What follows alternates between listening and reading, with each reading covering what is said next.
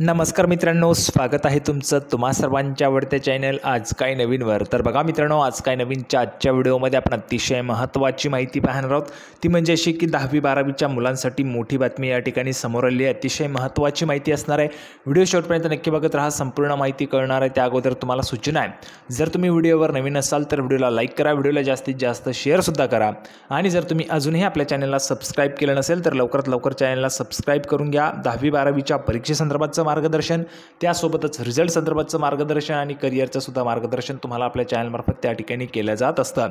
तर चॅनलला सबस्क्राइब करून ठेवायचं आहे। त्याचबरोबर मित्रांनो, उद्या तुम्हाला सायन्स 2चा जो काही पेपर होणार आहे तर त्या पेपर संदर्भातचे इम्पॉर्टंट प्रश्न जे आहेत ते तुम्हाला परीक्षेत येत असतात, ते प्रश्नसुद्धा तुम्हाला उद्याच्या व्हिडिओमध्ये त्या ठिकाणी प्रोव्हाइड केले जाणार आहे। तर हा व्हिडिओला लाईक करा, उद्याच्या व्हिडिओसुद्धा नक्की बघा आणि चॅनलला सुद्धा सबस्क्राइब करून ठेवा। तर बघा, 10वी-12वीच्या मुलांसाठीची मोठी बातमी काय आहे ती संपूर्ण माहिती आपण या ठिकाणी पाहूया। ऑफिशियली त्या बोर्डाकडून या ठिकाणी माहिती जी आहे ती समोर आलेली आहे। तर संपूर्ण माहिती पाहण्यासाठी आपण त्या पुराव्यावर जाऊया आणि संपूर्ण माहिती पाहूया। तर बघा मित्रांनो, माहिती पाहण्यासाठी आपण या ठिकाणी आलेलो आहोत। पाहू शकता बघा, 10वी-12वीच्या परीक्षा म्हटले की विविध विषयांचे पेपर व्हायरल होणे, पेपर फुटणे हे प्रकार ठरलेलेच असतात। परंतु यंदा 10वी-12वीच्या परीक्षेला या प्रकारांचा फटका बसला नाही आहे। अशा पद्धतीचे जे काही प्रकार आहेत ते झालेले नाही आहेत। तर पाहू शकता बघा, मंगळवारी दिनांक 19 तारखेला 12वीचा शेवटचा पेपर आहे। त्यामुळे महाराष्ट्र राज्य माध्यमिक उच्च माध्यमिक शिक्षण मंडळ कॉपी केसेस वगळता अन्य गैरप्रकारांना चाप लावण्यात यशस्वी ठरल्याचे स्पष्ट झालेले आहे। राज्य मंडळाकडून 9 विभागीय मंडळांमार्फत 10वीची परीक्षा 1 ते 26 मार्च आणि 12वीची परीक्षा 21 फेब्रुवारी ते 19 मार्च दरम्यान घेण्यात येत आहेत। 10वी-12वीच्या परीक्षेत दरवर्षी कॉपी केसेस, बोगस विद्यार्थी सापडणे, सामूहिक कॉपी पेपर फुटणे, पेपर व्हायरल होणे असे प्रकार सर्रास घडताना दिसतात। यंदा मात्र राज्य मंडळाने गैरप्रकारांना आळा घालण्यासाठी कडक उपाययोजना केल्या आणि यामध्ये राज्य मंडळाकडून कॉपीमुक्त अभियान जे आहे ते राबवण्यात आलेले आहे।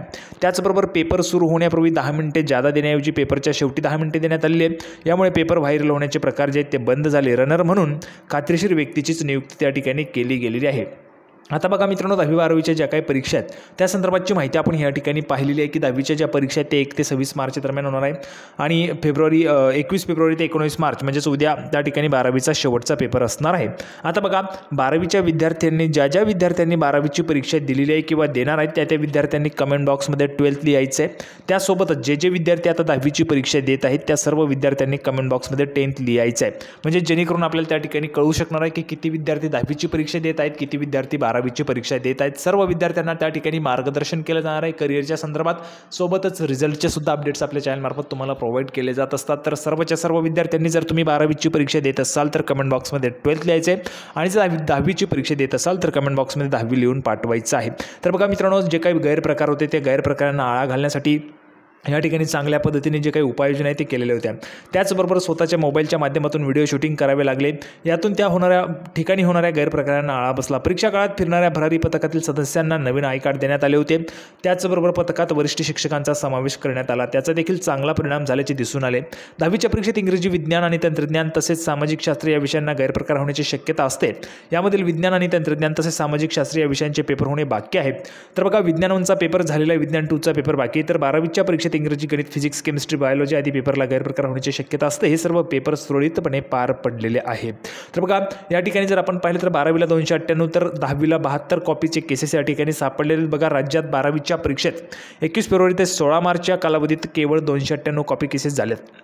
यामध्ये सर्वाधिक कॉपी केसेस छत्रपती संभाजीनगर या विभागीय मंडळात 139 झाले आहेत, तर सर्वाधिक कमी कोकण विभागात 7 कॉपी केसेस झाले आहेत। 10वीच्या परीक्षेत 1 मार्च ते 16 मार्च दरम्यान आत्तापर्यंत केवळ 72 कॉपी केसेस झाले आहेत। यामध्ये सर्वाधिक कॉपी केसेस छत्रपती संभाजीनगर या विभागीय मंडळात झाल्या।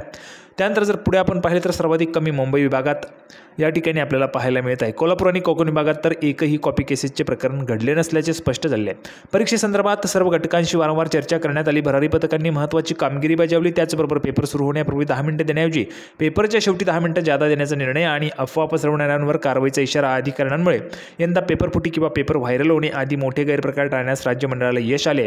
सध्या केवळ 12वीचे पेपर संपत आहेत, 10वीचे पेपर सुरूच आहेत, त्यामुळे अजूनही कोणताही गैरप्रकार न होता परीक्षा सुरळीत पार पाडण्यासाठी राज्य मंडळ प्रयत्नशील आहे, अशी माहिती या ठिकाणी बघा अध्यक्ष आहेत माध्यमिक व उच्च माध्यमिक शिक्षण मंडळाचे शरद गोसावी यांनी या ठिकाणी दिलेली आहे।